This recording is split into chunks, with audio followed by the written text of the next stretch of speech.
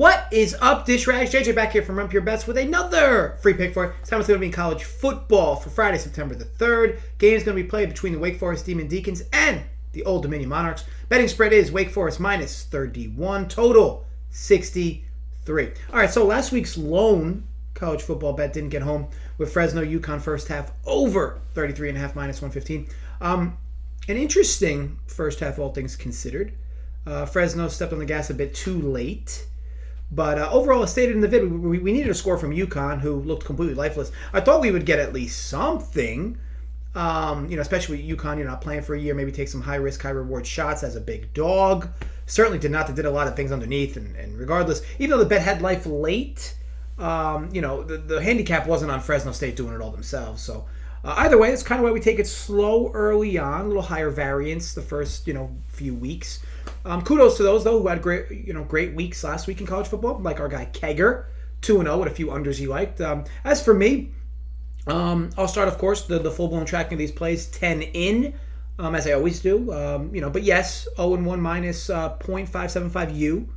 Heading into this play here, as stated, once weeks 3 or 4 hit, my confidence levels, of course, will be higher, and I'll bump up to a full unit per play, and then never look back. I'm not really worried about this sport, like college basketball, as well as the data always trumps small samples. But look, let's aim to get on the board here.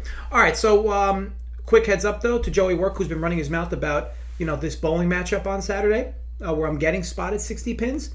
I'll be ready to take my ass whooping like a man, or maybe I might be the one popping a can of whoop ass. Time will tell. Also, you guys might notice the beard's getting a little hefty. The neck's getting bad. I am scheduled to get a haircut this weekend at some point.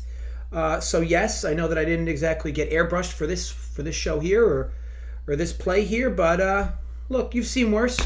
All right, so let's dive in. Interestingly enough, this situation is eerily similar to last week's game that I liked.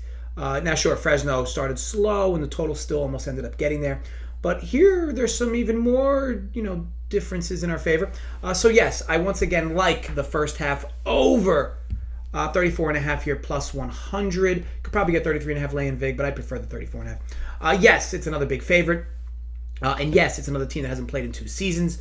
But there's a lot to like about both these offenses. Certainly Wake Forest's offense.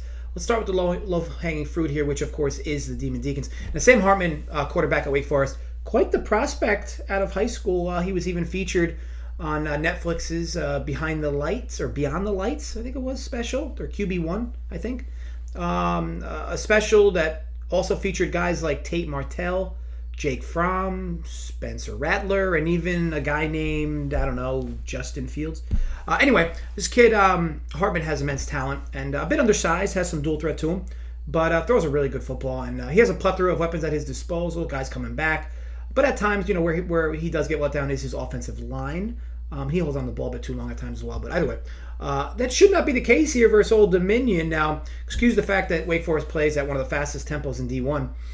Their offense, led by Hartman, is just a complete blaze, and they take plenty of shots downfield. And they run a lot of play action. They run the ball a lot, too. They're no stranger to that. As I stated last week with Fresno, Wake Forest in this first half will not stop themselves from scoring. Now, Old Dominion had some decent looks on defense back in 2019. They actually played pretty well on defense back then.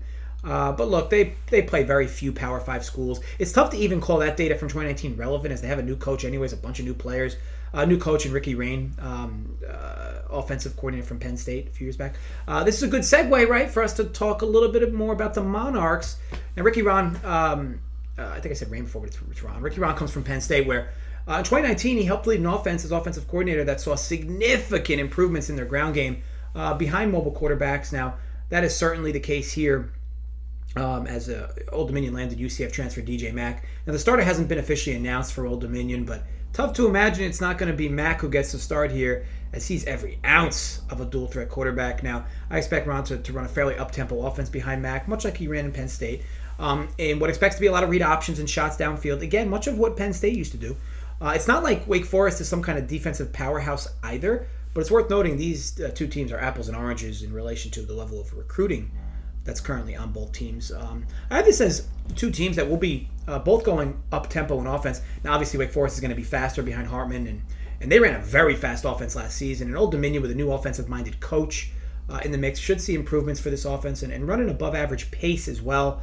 Not exactly taking the clock all the way down, under 5, under 4. I was very let down by UConn. I didn't understand. Like, I'm watching the game, and you'll see this from time to time. Like, this team, first of all, let's excuse the fact that they looked lifeless as a whole. Like, they consistently ran these, 6-yard curls, and it's like, you're down, 3 or 4 touchdowns for most of the game. Like, why aren't we taking more shots? Why aren't we doing more? Just didn't make a lot of sense. But either way, good offensive mind here for ODU, which hopefully will get them to get some points on the board. With big totals like this, I often just like to touch the first half. Second half could see air coming out of the ball from Wake. Totals come down a few points, and actually it's one of the reasons why I like it at the new number to squeeze 5 touchdowns at plus 100. Likely not the most popular of bets, as usually big favorites like this. With totals, typically people like to bet the unders on them. But again, it's a numbers game, and the numbers dip down a bit, and I do like this number now over. Look, I know... I just can't look past how good these offenses should run. Now, Old Dominion is not going to be able to get into their groove, if you will, until they get a few games in. And it likely won't be here for sure. But Wake certainly should be in the groove against a defense like Old Dominion. When you take that into account, projected tempo, lack of defense really from either team, Wake Forest likely wins here pretty big. But I do think ODU, or Old Dominion Monarchs, as the cool kids say, will find the box a bit. So again, first half over 34.5 plus 100. Got this at DraftKings in New Jersey for a half unit as we continue to do half unit again for the next week or two until we full steam ahead. May the odds be ever in our favor. I want to thank you all for watching. If you enjoyed, thumbs up. Create some fake accounts more. Thumbs up. If you did not enjoy, I hope you fall down a sewer. As always, drop comments below with your thoughts on the vid. Let me know who you're also betting for this Friday slate. It's a smaller slate than Thursday. But again, still some relevancy, right? I must admit, it is nice to have college football back. We have content lined up all weekend on the channel. I have to figure out what I'm doing with this bowling wrinkle on Saturday. If I'm going to do a live show, whether I'll do it earlier than I usually do or later than I usually do. But either way, I'll be here on Saturday for something live. Likely for U.S. Open, actually. I'm thinking it'll make more sense for me to do it for U.S. Open. I know not the most popular of things, but again, that's kind of what I've been trending towards this week. And college football I could do as well, but either way, I'll figure that out on Saturday. And then, of course, Sunday I'll be back running down the MLB card with Joey Holden. As always, be sure to gamble responsibly, folks. Stay safe. And thanks again for watching.